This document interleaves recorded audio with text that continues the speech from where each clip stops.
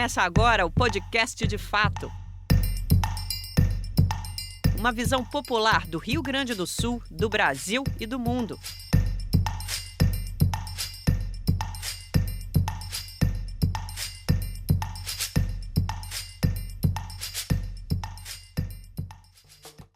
Tá entrando no ar o podcast De Fato, uma parceria do Brasil de Fato RS com o Sind Bancários, gravado no Estúdio Hall, no Centro Histórico da capital gaúcha.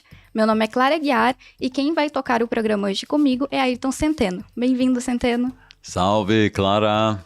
Centeno, hoje o nosso programa abre com uma pergunta. Quantos jornalistas foram assassinados pela ditadura civil-militar de 64? Talvez muitos de nós lembremos apenas de um, Vladimir Herzog, mas foram muitos mais. Nosso convidado de hoje é um escritor e está contando pela primeira vez, por meio de uma coleção de biografias, todas essas mortes. No seu levantamento, foram 38, 36 homens e 2 mulheres. 4 desses volumes já foram lançados, o último deles agora no final de 2024. Todos integram a coleção Ponto Final da editora Insular de Florianópolis. Bem-vindo, Nelson Rolim de Moura. É um prazer estar conversando com vocês. E, bom, eu espero aí dar uma boa contribuição, né, poder contar um pouquinho desse trabalho ao qual eu tenho me dedicado durante já alguns anos. Quem começa perguntando é Centeno. Rolim, como é que surgiu a ideia de encarar uma tarefa tão monumental quanto essa aí? Hein? De contar todas essas mortes aí, né? Como a Clara falou no início ali, a gente lembra, né, a imensa maioria das pessoas lembra o caso do Vladimir Herzog, né? Que foi suicidado lá numa cela em São Paulo, né? Como a gente sabe. Mas foram muitos mais, né? Como tu levantastes aí toda uma relação. E como é que tu resolvesses isso? Ora, vamos enfrentar essa tarefa monumental aí. Eu tinha um determinado momento da minha vida, eu decidi. Eu tinha uma biblioteca grande, né? Já trabalhando há muitos anos como editor e sempre uma pessoa super interessada pelos livros, como não podia deixar de ser, né? Mas chegou num determinado momento, eu disse, eu não vou mais mexer nesses livros, mas eu não vou me desfazer dos livros que eu tinha que tratavam da ditadura, né? Tanto qualquer tipo de livro que tivesse qualquer relação com a ditadura, eu guardei. Eu não sabia bem o que ia fazer. Eu não podia... Na realidade, eu sempre gostei muito das sínteses históricas, sabe? Eu acho que isso ajuda muito a compreender. Mas eu digo, eu não posso me meter a fazer uma coisa dessas, porque é muita pretensão, é demais. Mas um dia, mexendo assim, naquelas coisas que a gente guarda, né, eu encontrei um documento da FENAGE, né, encaminhando à Comissão da Verdade, em 2014, uma relação de 17 jornalistas que tinham sido mortos, executados, né, durante a ditadura. Bem, eu disse, poxa, está aqui o meu tema. Por quê? Primeiro, por uma questão, uma necessidade, né, de continuar, prosseguir na luta, né, contra aqueles que estão até hoje na impunidade em relação àqueles crimes que cometeram, né? Então, essa era uma questão de princípios, né, de valores que eu adquiri lá aos 16 anos, em 1968. Né? E, por outro lado, a minha relação grande como editor que eu tenho com os jornalistas. Você sabe, Centeno, eu publico muitos livros de jornalismo, né? A nossa editora, ela está muito bem conceituada entre jornalistas, né? E a gente tem né? Muitos amigos, muitos companheiros, muitos parceiros no jornalismo. Eu digo, bom, pelo menos eu tenho esse público-alvo aí, né? Despretensiosamente. Só que acontece o seguinte, quando eu começo a escrever, a fazer o texto bruto, né? Pesquisar e tal, eu acabei descobrindo mais 2, né? E eu fui ver, eu estava com quase 2.000 páginas. Aí eu disse, pô, com texto bruto, 2.000 páginas, eu tenho mais, sabe lá quanto para pesquisar, para escrever. Eu vou chegar em... Então, eu fui avançando, sem saber muito bem o que eu ia fazer, de que forma ia organizar aquilo, e acabei chegando em 38 nomes de jornalistas, né? Como tu bem falou, além do Herzog, tinha, entre esses jornalistas, um Carlos Marighella, um Joaquim Câmara Ferreira, né? Pessoas, né? Jornalistas muito conhecidos, né? No entanto, veja só o meu dilema. Um neto, né? Eu costumo muito escrever de madrugada, eu acordo muito cedo, isso é um hábito que eu desenvolvi e não consigo mais me livrar dele. Eu caminhando assim, de noite, pelo corredor, pela casa, o neto disse, pô, o que é, avô? Eu disse, pô, eu estou num dilema. Ele disse, por que você não junta num volume? Perdão, por que você não divide esse livro? Bem, então eu resolvi dividir em volumes, né? Por uma questão muito simples. Eu sou um editor, né? Há 30 anos. Nesse mês de novembro, a gente fechou 30 anos de trabalho com a editora. A gente tem 1.500 títulos publicados, né? Nós agora vamos publicar o nosso ISBN 1500. E eu disse, eu vou me permitir essa loucura, né? Né? Então, eu organizei esse projeto, né? E digo, bom, nos próximos anos eu tenho muitas madrugadas por aí, muitos feriados, muitos finais de semana para trabalhar nisso. Eu, de cara, me deparei com 2 problemas, porque eu tinha que organizar isso, né? Como é que eu vou fazer isso?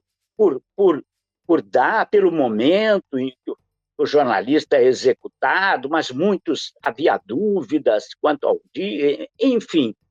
E eu digo, não, eu vou organizar aquela velha coisa, fazer por ordem alfabética, né? Poxa, e aí acontece o seguinte, o primeiro jornalista chamava Alberto Aleixo. Puxa vida.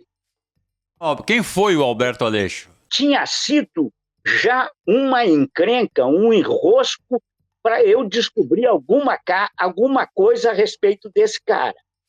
Bem, o Alberto Aleixo era um cara que foi preso com 72 anos de idade, ele fazia a Voz Operária, tá?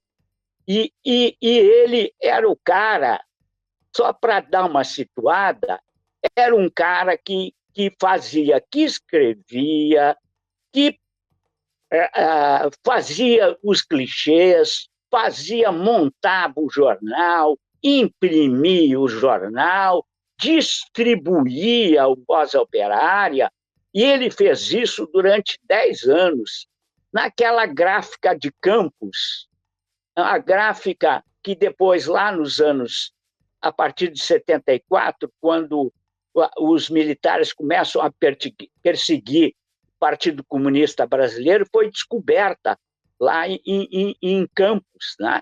Que era uma gráfica subterrânea. Bom, Centeno, esse cara não é nada mais e nada menos que irmão do Pedro Aleixo, que é simplesmente o vice-presidente civil do Arthur da Costa e Silva. Né? Mas isso não impediu que ele... sofreu golpe. Só para a gente relembrar, para a gente situar as pessoas, Pedro Aleixo era vice-civil naquela, digamos, coreografia do regime militar. Ele era o vice-civil do Costa e Silva. Mas quando Costa e Silva ficou impedido, os militares impediram um civil, Pedro Aleixo, de assumir o lugar do titular. Esses mineiros, né, ladino, ele até tentou, olha, esse negócio aí, ele meio que não que tenha se oposto, mas ele ponderou lá na edição do AI-5, né, em 68, mas claro que, né, naturalmente que não conseguiu coisa nenhuma. Bom, mas o Alberto Aleixo, olha só, eu não tinha praticamente nada, mas nessa questão da valorização dos livros, sabe, eu acabei descobrindo um livro de um gráfico do Raimundo Alves de Souza, o Raimundão, que era um nortista arretado, que era o cara que cuidava das impressões do Partido Comunista Brasileiro. E o cara escreveu um livro muito simples, tal, e ele relatava e contou ali, né, a relação que ele tinha com Alberto Aleixo. Era um cara muito simples, né? Sabe essa coisa da militância? Nem todo militante aparece, né? Muitos desses militantes contra a ditadura, desses nossos companheiros, camaradas, eles ficaram submersos, né? Mergulhados nas sombras, né? Como nos disse lá o nosso querido Jacó Gorender, né? Nas trevas, né? E não se sabia nada. E ele foi tão torturado, foi tão barbaramente torturado, que ele foi conduzido ao Hospital Souza Aguiar, e lá na cama, com 72 anos de idade, ele continuou a ser torturado pelos seus interrogadores, né? O que causou revolta entre os médicos, enfermeiros, profissionais, mas não adiantou nada, ele morreu, né, lá na cama do hospital com aquela... A gente acha, tem gente que pode achar isso escandaloso, né? Mais do que a tortura em si, mas a tortura em hospital. Agora, sim, Rolim, o Carlos Araújo, que foi deputado aqui pelo PDT durante um bom tempo, e ele foi... e era companheiro da Dilma, né? Foi companheiro da Dilma. E ele, quando foi preso, ele foi levado para o hospital e ele estava muito machucado e o seu torturador foi junto para torturá-lo no hospital. Mas ele se livrou da tortura pela intercessão das freiras, que disseram, não, aqui não vamos permitir isso. Só fiz esses parênteses para mostrar que essa coisa... absurda da tortura podia ser executada em hospitais, né? Em pessoas já por si só... No Hospital Souza Aguiar, no Rio de Janeiro, onde o Aleixo foi assassinado, eles tinham uma ala para presos políticos. Tinha uma ala para presos políticos, né?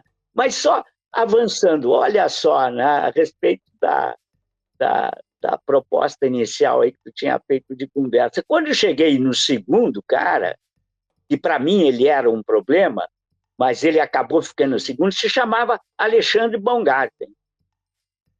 Então... O Baumgarten é uma coisa especial nesses 38 aí, né?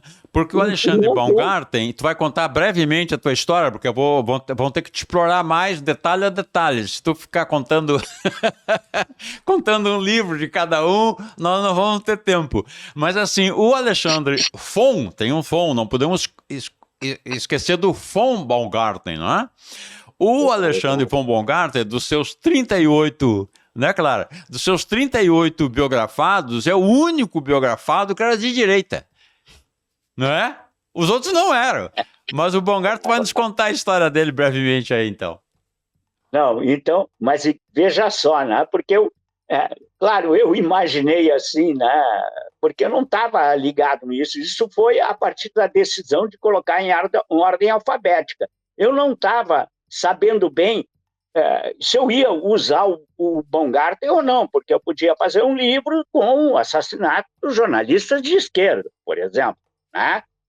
Mas eu digo, dentro dessa proposta, eu digo, não, eu não posso excluir esse cara. Mas, você sabe, foi muito importante, Centeno, pelo seguinte, porque ele sendo um jornalista de direita, um cara que tinha profundas ligações com o Serviço Nacional de Informações, que à época, lá no início dos anos 80, era chefiado pelo Otávio Medeiros.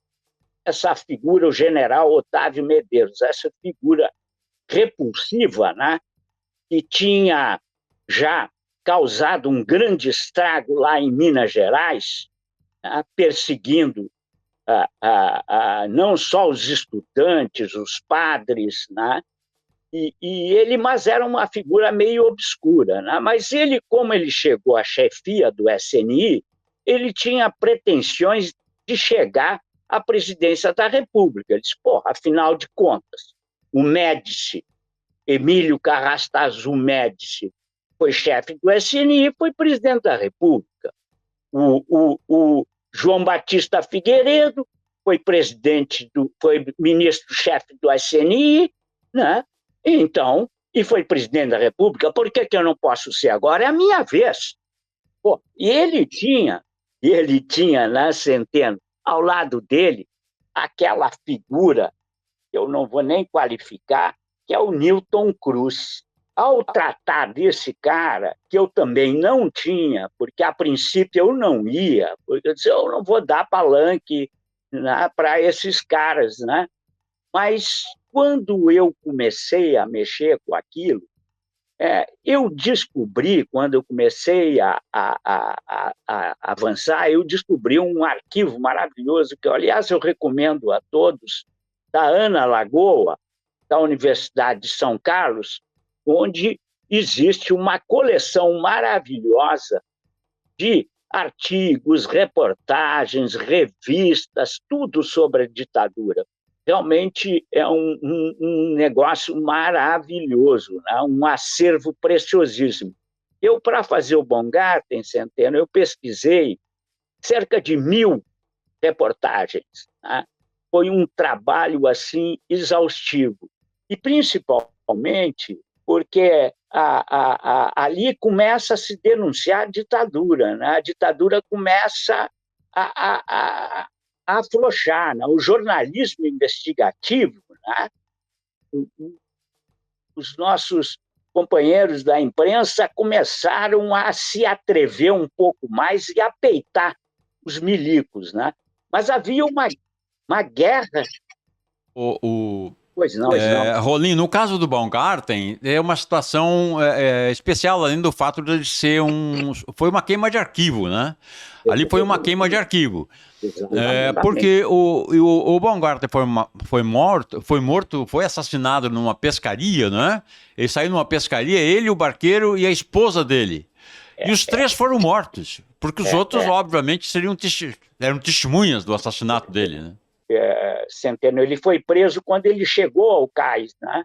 Ele chegou ao cais na Praça 15 e ali ele foi capturado. Você haverá de recordar, e o pessoal também, nossos amigos que estão nos vendo, nos escutando, eles podem lembrar de que havia um sujeito que estava, esse sim estava pescando no cais, que se chamava Polila, o Cláudio Polila, o Giló, um bailarino, que foi testemunha ocular do que aconteceu ali no momento em que ele é sequestrado.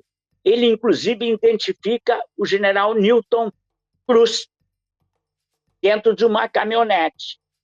E, realmente, o que acontece? Para resumir, encurtar aí essa história, o Baumgarten é assassinado no mar, ele leva alguns tiros, né?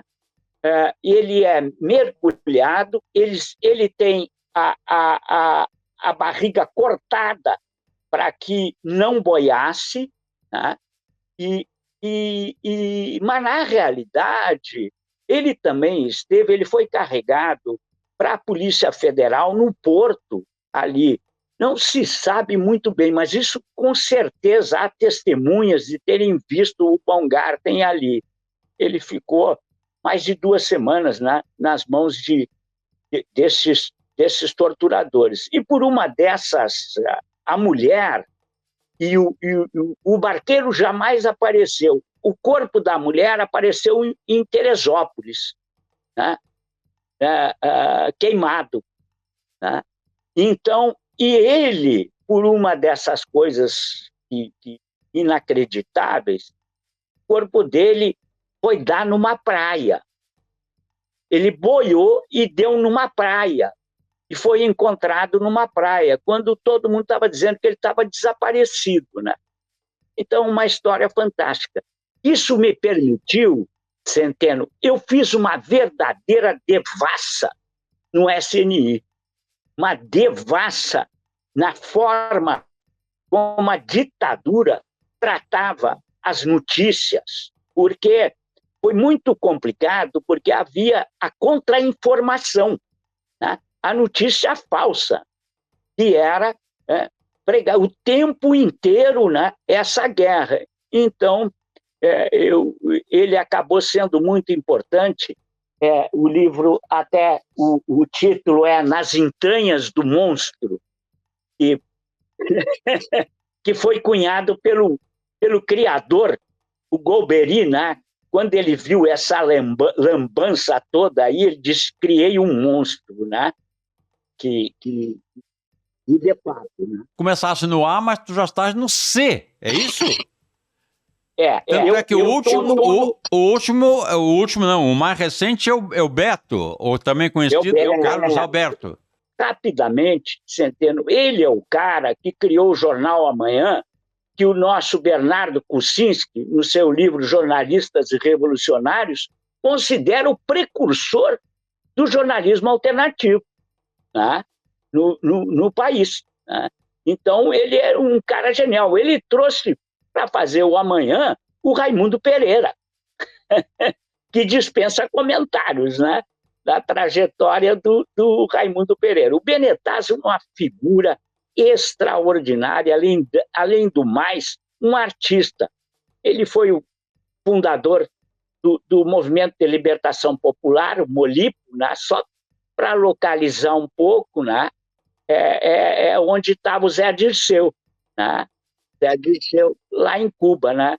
E era um grupo de 28, mais ou menos, e eles foram todos assassinados, né? Escapou o Zé Dirceu e foram quase todos foram dizimados pela repressão. Rolim, o teu mais recente biografado é o Carlos Alberto Soares de Freitas, também conhecido, codinome Beto e Breno.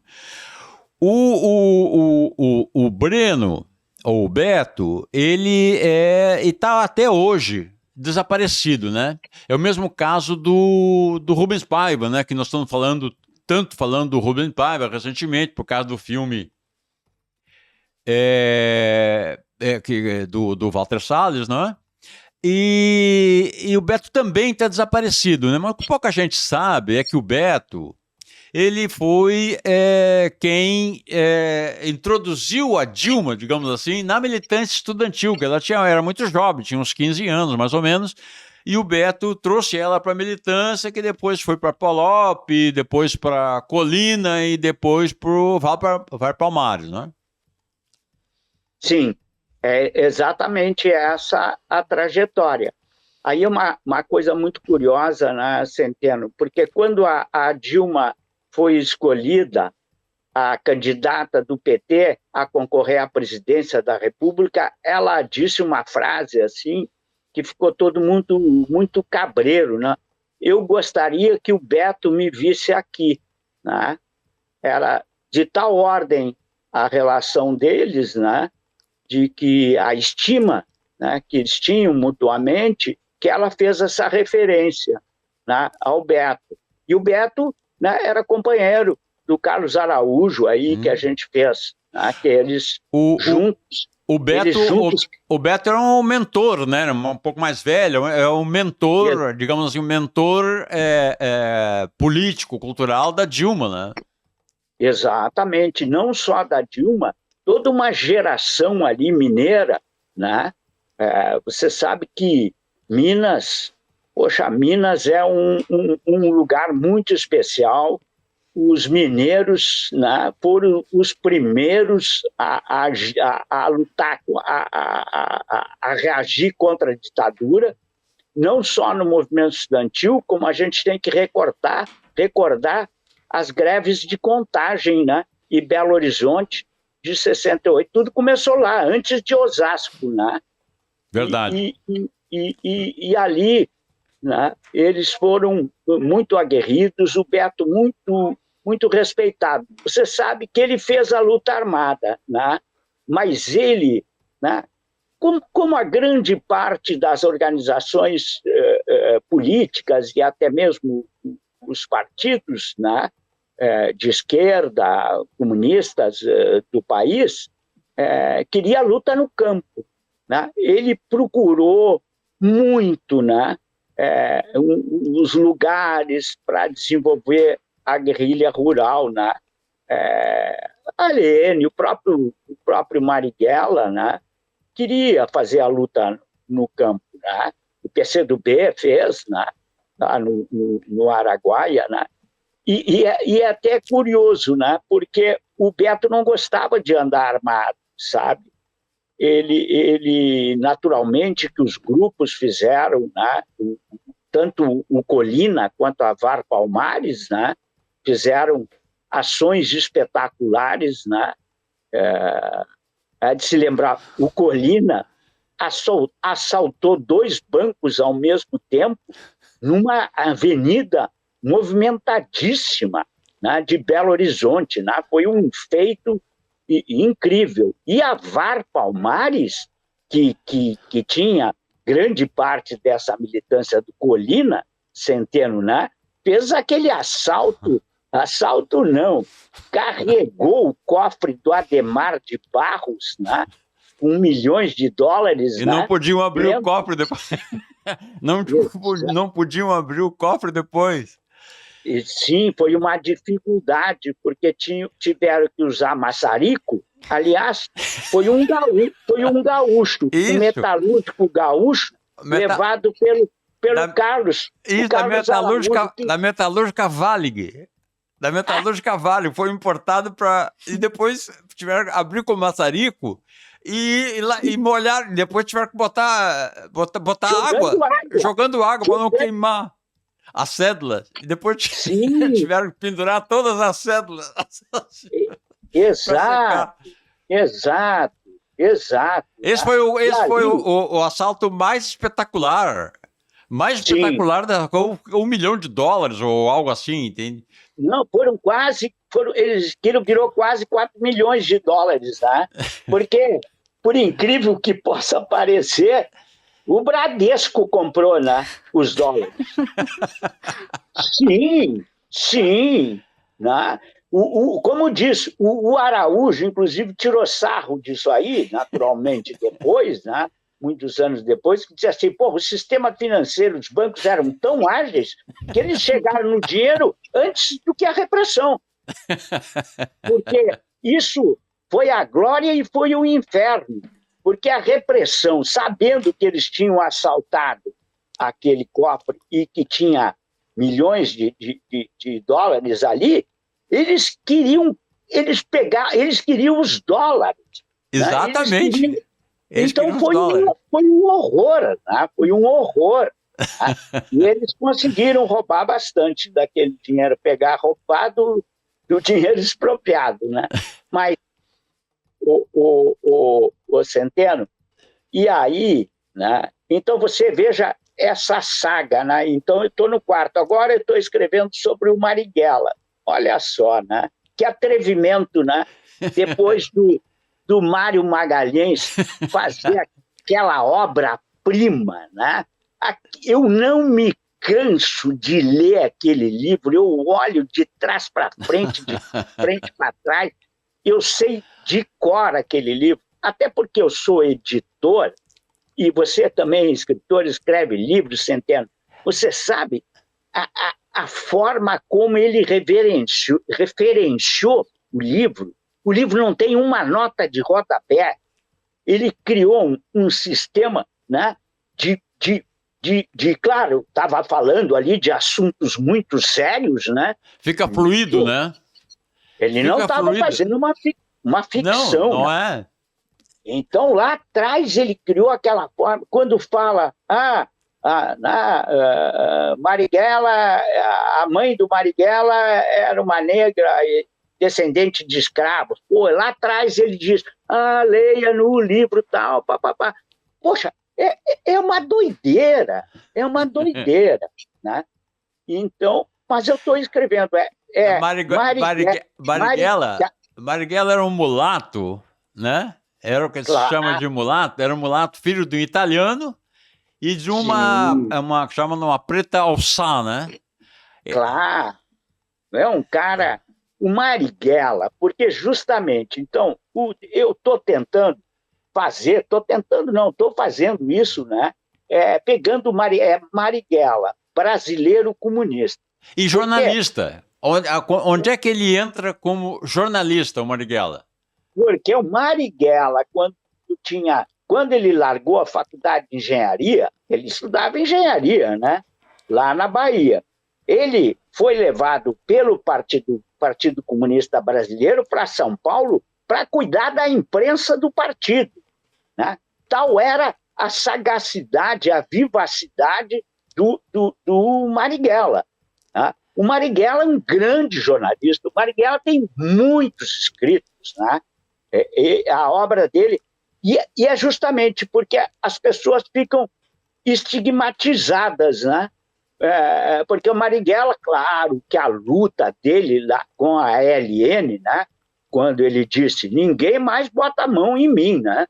Porra, agora eu vou pra porrada porque, né? Ele foi para a luta armada, mas isso foi um período na vida dele, né?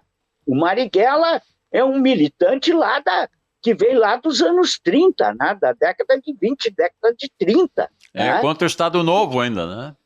Claro. Então, ele é brilhante. Ele participou de todos os jornais do Partido Comunista Brasileiro, das revistas, e sem falar na quantidade de teses que escreveu, né? E discursos, né? Ele, pela habilidade que ele tinha de escrever, naquele período de legalidade do Partido Comunista, por exemplo, ele escrevia os discursos para o Gregório Bezerra, né? Que o Gregório Bezerra não tinha, né? Aquela habilidade para escrever, o Marighella escrevia. Então, eu estou pegando esse lado, né? De um brasileiro, na sua essência, um sujeito, né? Que representa bem esse Brasil que o Darcy Ribeiro sonhou, né? Que esse Brasil mulato, miscigenado, moreno, né? Que essa gente, agora, tantos anos passados, né? Esses supremacistas brancos, racistas, né? Que não pertencem, né? Não têm raízes no nosso país, não entendem né? O que aconteceu. Aliás, essa é uma das razões, né? Dos nossos fracassos, né? Essa falta de compreensão sobre o país, né? Aliás, é aquela coisa, né? O Centeno. Lá, o Graça Aranha escreveu lá no Canaã, personagem em Recife, né? Com aquela alpaca inglesa, né? Que na Inglaterra, com frio, é uma maravilha. Mas o cara vestia porque lá em Recife, aquele calorão do cacete, e gritava, né? Europa, Europa, né? Porque essa gente é doida, né? Colonizada. Essa gente é um perigo, né? Agora, depois do Marighella, quem vem? Depois do Marighella vem o Carlos Nicolau Danelli, que é do PCdoB. O Carlos Nicolau Danelli também tem uma pequena biografia sobre ele, né? E o que ajuda bastante, né, Centeno? Pelo menos dá um roteiro para a gente, né? Mas depois vem o Davi Capistrano, né? O nosso Edmur, nosso gauchão aí, Sim. né? Péricles Camargo, né? O 3M, né? Isso. Ele criou uma organização, né? 3M, Sim. né? Marx, Mal e Marighella. Exato. Ué, o Edmur é uma figura. Clara, são 38 biografados, mas são apenas 2 mulheres. Sim. Essa seria a minha pergunta, né? Eu acho que o Rolim... as mulheres? Pois é, eu acho que o Rolim está contra as mulheres. Hoje a ditadura não perseguia as mulheres. O que houve aí, Rolim? Olha, as mulheres são fundamentais. Aliás, essa é uma questão, sabe, o Clara e Centeno, essa é uma questão muito importante pelo seguinte, porque a luta contra a ditadura, a luta clandestina, porque a luta nesse país, ela quase sempre foi clandestina, né? As mulheres sempre desempenharam um papel importantíssimo, né? Os homens aparecem mais porque o machismo, o predomínio masculino é histórico. Também, né? Na esquerda, né? Eu sou ali de 68, né? Ali as mulheres começaram a se insurgir, né? Contra essa situação e de fato são vitoriosas, né? Eu às vezes digo, né, a única revolução que deu certo foi aquela que as mulheres fizeram a partir daquele momento, né? O Rolim, deixa eu fazer uma intervenção aqui, uma coisa que eu acho bastante interessante, já disse aqui inclusive no podcast em uma outra situação, para mostrar a questão do papel das mulheres durante a ditadura, especialmente a partir de 68. Que era o seguinte, né? Tem um autor que deves conhecer chamado Marcelo Ridente. O Marcelo Ridente, ele tem vários livros, né, que se tratam da ditadura, e um dos livros dele, ele faz para mostrar essa nova dimensão que adquiriu a mulher dentro das lutas populares no Brasil. Ele lembra o seguinte: antes de 64, a maior organização no Brasil, a maior organização de esquerda no Brasil era o Partido Comunista Brasileiro. E no Partido Comunista Brasileiro, o número de mulheres filiadas ao partido era de 4%. 4%. Nas organizações que foram à luta armada pós-1968, a participação das mulheres era quase 20%. Era quase 20%, por quê? Porque elas vieram da estudantada. Elas vieram do movimento estudantil, depois da queda de Biúna, né, que prenderam um montão de gente. Ali se criou, quer dizer, essas organizações todas se beneficiaram do afluxo das mulheres que chegaram às organizações, né? E muitas delas chegaram a postos de comando nas organizações, não na ELN, mas nas outras. A ELN era mais centralizada, né? Mas mesmo, o Centeno, mesmo na ELN, a Zilda Xavier era comandante da ELN. Era o Marighella, o Joaquim Câmara e a Zilda. E tinha também os chamados grupos de fogo, né? Que as mulheres não costumavam isso. O grupo de fogo era o grupo que ia com arma para as ações armadas, tipo né? Expropriação de bancos, né? Claro. Na ELN, várias mulheres. Olha, voltando aí à questão que a Clara apontou aí, vejam só, são 2 mulheres, mas em tudo isso as mulheres estavam. Principalmente, você imagine que como a luta é clandestina, essa gente precisa ficar em algum lugar, né? Essa gente precisa comer, essa gente precisa ter um abrigo. O apoio à luta clandestina no país teve uma participação intensa das mulheres, sempre, né? O Partido Comunista, embora esse dado aí, realmente eu não tinha essa informação, mas sabia, mas havia muitas organizações femininas no próprio PCB, né? E aqui, ó, né? Tu sabes que aqui umas companheiras aqui em Florianópolis, né, disseram, pô, Rolinho, você não botou mulher aí? Eu disse, não, ainda bem, né? Eu digo, ainda bem. Ainda bem que não morreram, né? As companheiras sobreviveram, né? Foram massacradas, né? Aí eu conto no livro do Beto, a Carmela Pesutti, que é a irmã do Ângelo e do Murilo Pesutti, do Colina, né? Porra, ela foi destruída, sem falar na Inês Etienne Romeu. Sim. Né? Que, poxa, não pensa porque, não, a mulher não bate. Que é isso? Bate sofrendo até mais do que os homens, né? Porque os homens, justamente por a sua condição machista, os torturadores, né? Eles abusavam das mulheres, né? Eles causavam mais sofrimento do que até aos homens, né? Mas essas duas mulheres, só para não deixar escapar isso aqui, a Jane Vanini é uma figura extraordinária, ela é contemporânea do pessoal lá de 68, né, da USP, ela é matogrossense, né? Para se ter uma ideia, o campus da Universidade do Mato Grosso é campus Jane Vanini. Lá em Santiago, no Chile, tem uma casa onde ela resistiu à repressão.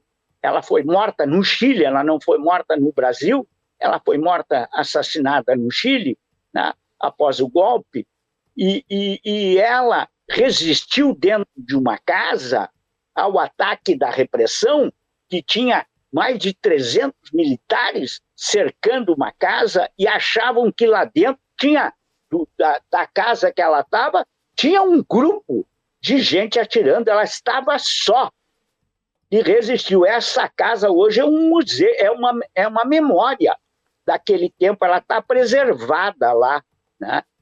É uma mulher simplesmente espetacular, né? Ela trabalhava na revista do Mir, na Ponto Final, né? Que, aliás, é o nome da coleção, Ponto Final, né? Ponto Final. Bom, né? Nome.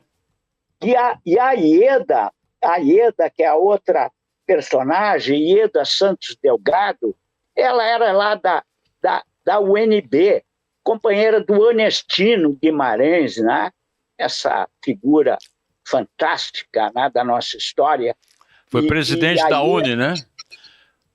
Sim, presidente da UNE. Eu tive a oportunidade de conhecer, de estar com o Onestino em São Paulo, né?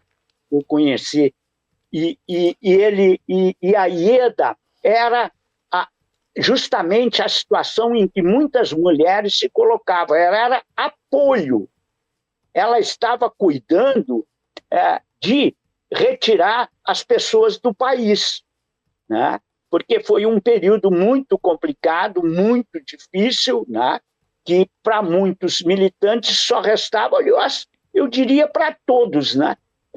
Ou o sujeito saía do país, né? Ou o sujeito era preso, não tinha outra alternativa. E ela foi pega, né? E ela fazia, sabe? E por que ela está aqui? Ela era uma advogada, né? E administradora, trabalhava num lance ali da Petrobras, ligado ao petróleo, e na tribuna de imprensa, lá do nosso irmão lá do Fernandes, como é o... Hélio Fernandes. Hélio Fernandes. Exato. Dessa figura, ela fazia o caderno de cultura.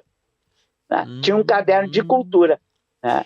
Tu estava E falando, ela, tu estava falando há pouco também das mulheres que eram apoio, como é o caso da Ieda, né? Que eram apoio das sim, organizações. exatamente, Existiam várias. exatamente. E agora lembra do seguinte: no caso da LN, Uhum. a Norma Bengel, né, Sim, uma famosa dos anos 50, 60, 70, a Norma Bengel era conhecida na ALN do Marighella como a artista. claro. O Sim, codinome dela era a artista, que era a apoiadora sim, da LN. claro. Não, isso aí não tem a menor dúvida, né? Mas claro, né? Os homens, né?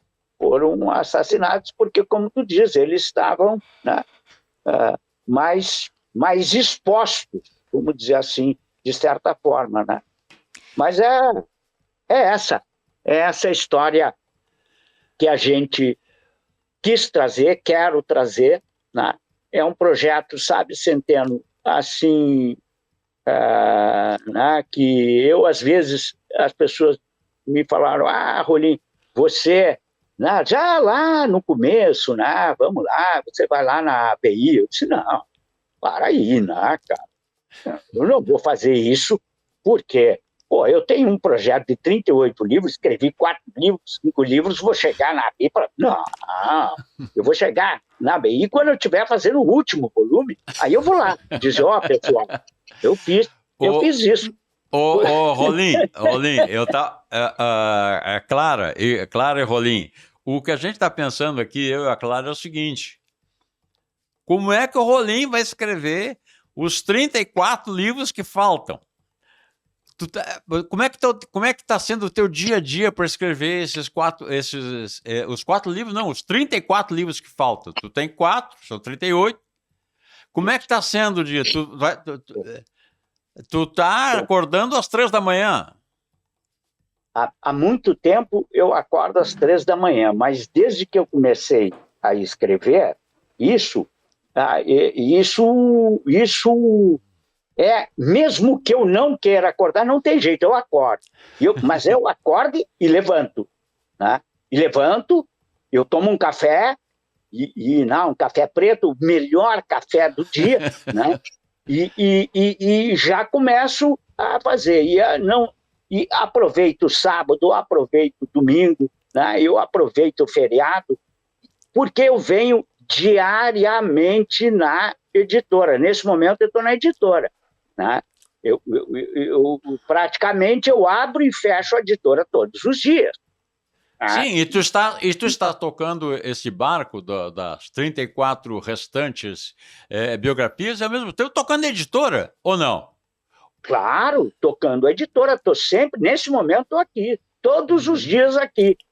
E estamos, como eu já disse, e nós estamos agora recebendo o ISBN 1500. Nós temos 1.500 títulos publicados. Muito né? bom. Então, muito bom. Realmente é um feito, né? É muita dedicação. Mas eu vou te dizer uma coisa, Centeno. Quando, lá em 68, eu cheguei em Porto Alegre, de Bagé, para estudar, fazer o terceiro científico no Pio XII, na minha aula, tinha 2 caras, o Bibica e o Calino, o Biratã de Souza e o Calino Pacheco.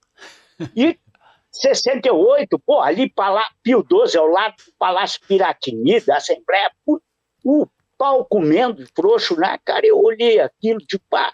Como eu já comecei a ficar bem ali, assanhado com aquilo tudo, né? O Bibica me deu um livro, Diário do Che Guevara. Cara, a partir daquele momento, a minha vida toma um rumo, né, que até hoje, né, eu jamais abandonei os princípios, a compreensão que eu tive naquele momento, que diz, eu o quê? Eu vou ser engenheiro, porque meu sonho era me formar em engenharia, voltar para Bagé com um carro. Meu pai não tinha carro, chegar com um carro, Eu conhecia São Gabriel e Melo. Né? E eu disse, não, isso aí é uma idiotice, é uma babaquice. E conseguir, né, preservar esses valores. Eu não aceito, eu jamais me conformei com essa negociação que foi feita de que a gente não acabou com a ditadura, né? A gente frustrou milhões de pessoas que saíram pelas diretas já, né? E com aquela eleição indireta, a gente falhou ao não eleger o Brizola presidente da República, porque ele era o verdadeiro inimigo dos militares, ele era, e quando eles conseguem neutralizar o Brizola, eles permanecem, eles estão até hoje, e não quero nem ir para trás. Esses militares jamais saíram do poder. Essa coisa escandalosa deles não terem sido punidos, de terem esquartejado Davi Capistrano, de ter feito o que fizeram, a gente sabe nome e endereço, são crimes contra a humanidade. Com Mário Alves também.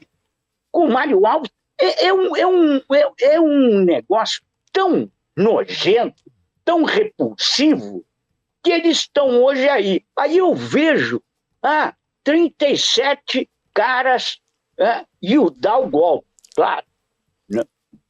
Muito bom que isso não tenha acontecido. Agora, o exército, todo o exército sabe disso.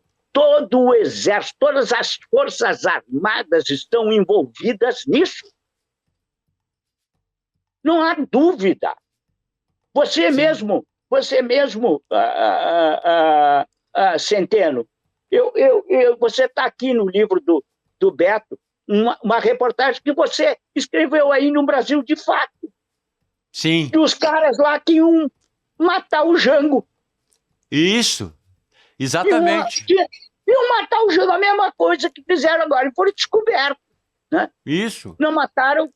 Não, eles não mataram. Eles estava armado, não mataram o Jango, que ia ser em abril, não mataram porque houve o golpe antes. Claro. Então, pois é, rapaz.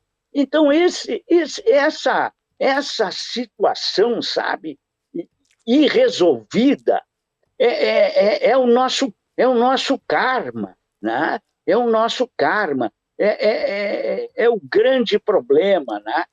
Eu vou te dizer uma coisa, Centeno e Clara, vocês vejam uma coisa, sentou aqui na minha frente, na minha mesa, na editora, há uns meses atrás, o Ralph Viana. O Ralph Viana foi o último editor do Pasquim, lá no Rio. Né? É um grande companheiro, tal. Ele sentou aqui, ele deu um jeito de vir aqui me trazer uns plásticos bolha para enrolar livro, tal, não sei o quê. E ele disse, sentou, Rolim, eu vou te dizer uma coisa, nós não vamos ver mais nada. Aí eu disse, para aí, né, Ralph? O que é isso, cara? Não faça isso comigo. Ele tem a mesma idade que eu, nós estivemos no mesmo período na Argentina, né? Ele foi um dos fundadores do PT, né? Teve preso lá na Ilha das Flores, né? E aí ele chegou e foi, estava chegando uma companheira que é uma companheira, uma camarada, né? E o Paulo, não, estou indo, eu recebi a Bernadette ao Ed, chegou aqui para tratar de um livro, tal, que a gente ia publicar. Aí, tal, na hora da saída, né, eu disse, ô Bernadette, tu sabe que o Ralph Viana me falou aqui que a gente não vai ver mais nada.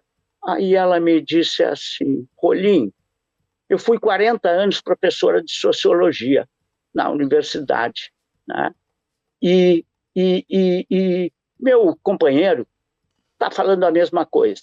Mas eu vou te dizer, eu sempre dediquei um período das minhas aulas de sociologia a explicar e a mostrar aos alunos que a Revolução Francesa não foi prevista nem por um pintor, nem por um poeta, nem por um escritor, por ninguém, nem por um teatro. Ninguém previu a Revolução Francesa. E aconteceu. Eu disse, Bernadette, por favor, me dá um abraço aqui. Nos abraçamos ternamente e disse, nós vamos chegar lá. Em algum momento nós vamos chegar lá, porque a humanidade não tem saída. Não tem saída. Ô, Rolim, tu está escrevendo, tu pretende lançar 2 livros por ano ou não? Não, eu quero acelerar agora, porque eu peguei, lógico, eu fui definindo, eu tinha definido mais ou menos o estilo literário que ia empregar, né? Que eu misturo um pouco de história, né? Que sempre foi uma paixão minha, com a crônica, o jornalismo literário, né? Então isso me dá certa liberdade, mas eu referencio, eu estou falando, mas eu faço nota de rodapé, eu não sou Mário Magalhães, né? Eu gostaria, né? Mas então eu sou obrigado, né? Eu estou falando de coisas muito sérias para não dizer, foi o Centeno que disse, né? O Centeno disse lá, né? Eu estou calçado num bom pilar, né? Minha base é forte. E o livro do Marighella quando vai ser lançado? Maio. Então, 1º de maio. Dia do Trabalhador? Eu quero ver se eu consigo lançar 3 por ano. 3 por ano. Porque eu tenho uma pesquisa bruta, né? Texto bruto, né? Mas isso é impressionante. Você sabe, a gente que escreve livros, né? E qualquer coisa, até uma matéria, a gente sempre depois, aparece alguma coisa, né? Tipo, como é que pode, né? Que coisa incrível, coisa interessante. Então, você é constantemente seduzido. Isso,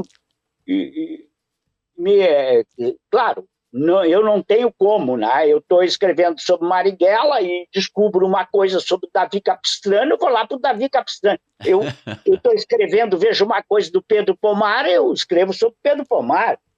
Enfim, Walter Souza Ribeiro.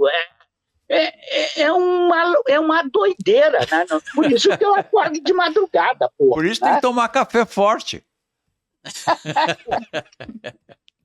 Muito bom, Rolim. Muito bom conversar contigo.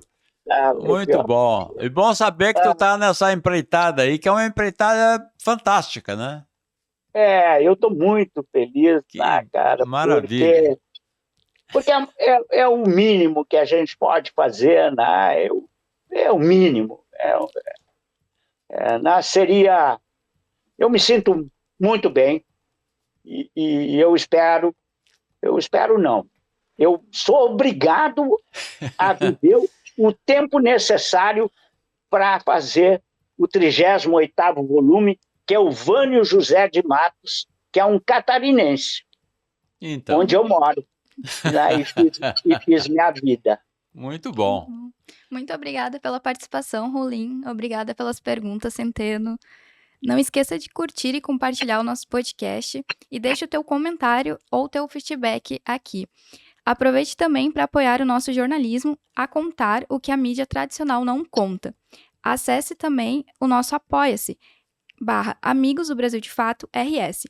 E lembrando que se tu tem um recado pra gente, crítica ou sugestão de pauta, entre em contato com a nossa redação por meio do e-mail redacão@brasildefato.com.br ou pelas redes do Brasil de Fato RS. E a gente termina por aqui. Até semana que vem com mais entrevistas, análises e pitacos diversos. Até mais! Você ouviu o podcast de Fato, uma produção do Brasil de Fato, Rio Grande do Sul.